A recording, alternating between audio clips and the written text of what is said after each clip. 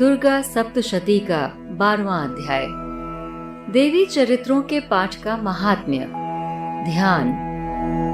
मैं 3 नेत्रों वाले दुर्गा देवी का ध्यान करता हूँ। उनके श्री अंगों की प्रभा बिजली के समान है। वे सिंह के कंधे पर बैठी हुई भयंकर प्रतीत होती हैं। हाथों में तलवार और ढाल लिए अनेक कन्याएं उनकी सेवा में खड़ी हैं। वे अपने हाथों में चक्र, गदा, तलवार, ढाल, बाण, धनुष, पाश और तर्जनी मुद्रा धारण किए हुए हैं। उनका स्वरूप अग्निमय है तथा वे माथे पर चंद्रमा का मुकुट धारण करती हैं। देवी बोली, देवताओं, जो एकाग्र चित्त होकर प्रतिदिन इन स्तुतियों से मेरा स्तवन करेगा, मैं उसकी सारी बाधा निश्चय ही दूर करूंगी। जो मधुकैटभ का नाश, महिषासुर का वध तथा शुंभ निशुंभ के संहार के प्रसंग का पाठ करेंगे तथा अष्टमी, चतुर्दशी और नवमी को भी जो एकाग्रचित हो भक्ति पूर्वक मेरे उत्तम महात्म्य का श्रवण करेंगे, उन्हें कोई पाप नहीं छू सकेगा। उन पर पाप जनित आपत्तियां भी नहीं आएंगी। उनके घर में कभी दरिद्रता नहीं होगी और उनको कभी प्रेमी जनों के विषोह का कष्ट भी नहीं भोगना पड़ेगा।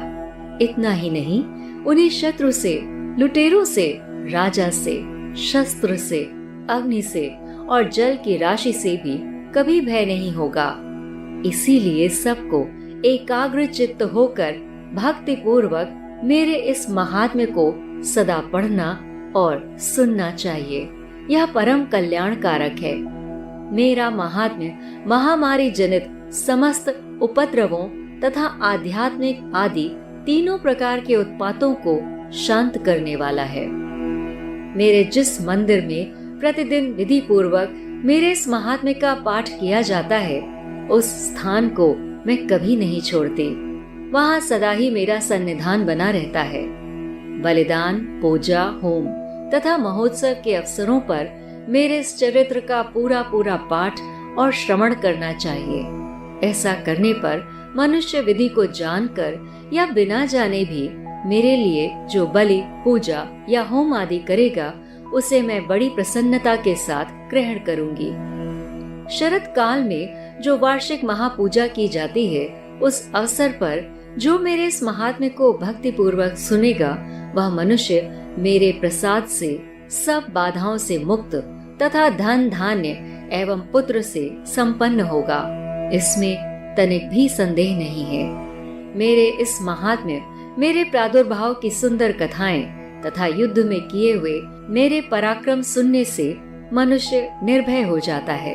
मेरे महात्म्य का श्रवण करने वाले पुरुषों के शत्रु नष्ट हो जाते हैं।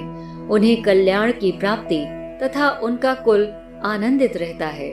सर्वत्र शांति कर्म में बुरे स्वप्न दिखाई देने पर तथा ग्रह जनित भयंकर पीड़ा उपस्थित होने पर मेरे महात्म्य का श्रवण अवश्य करना चाहिए। इससे सब विघ्न तथा भयंकर ग्रह पीड़ाएं शांत हो जाती हैं और मनुष्यों द्वारा देखा हुआ दुख स्वप्न शुभ स्वप्न में परिवर्तित हो जाता है। बाल ग्रहों से आक्रांत हुए बालकों के लिए यह महात्म्य शांतिकारक है तथा मनुष्यों के संगठन में फूट होने पर यह अच्छी प्रकार मित्रता कराने वाला होता है।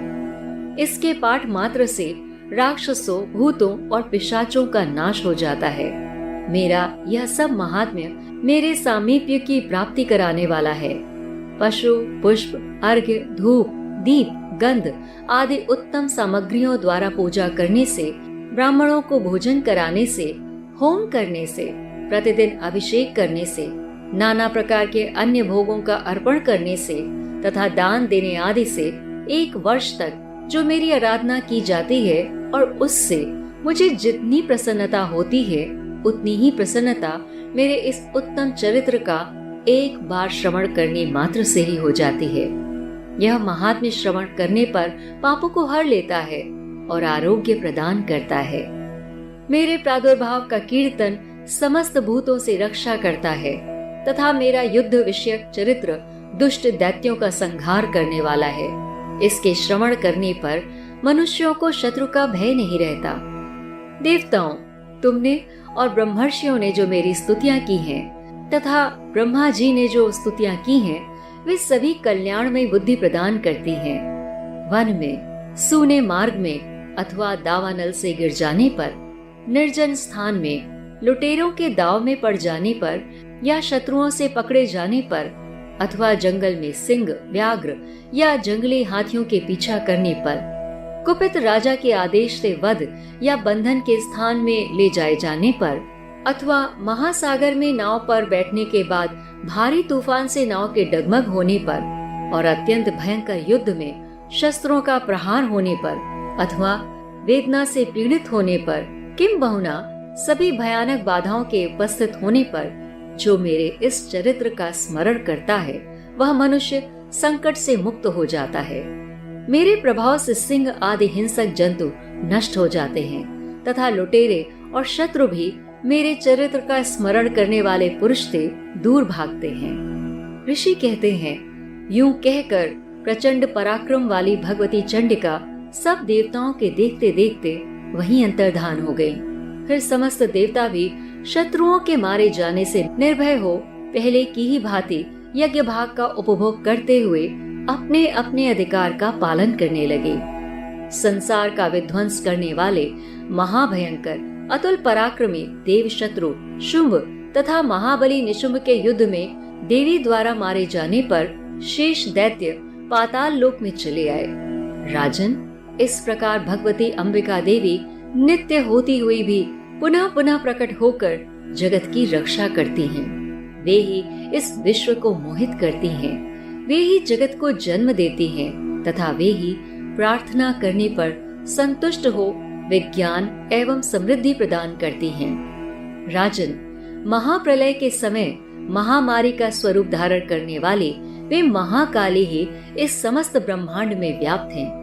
वे ही समय समय पर महामारी होती और वे ही स्वयं अजन्मा होती हुई भी सृष्टि के रूप में प्रकट होती हैं।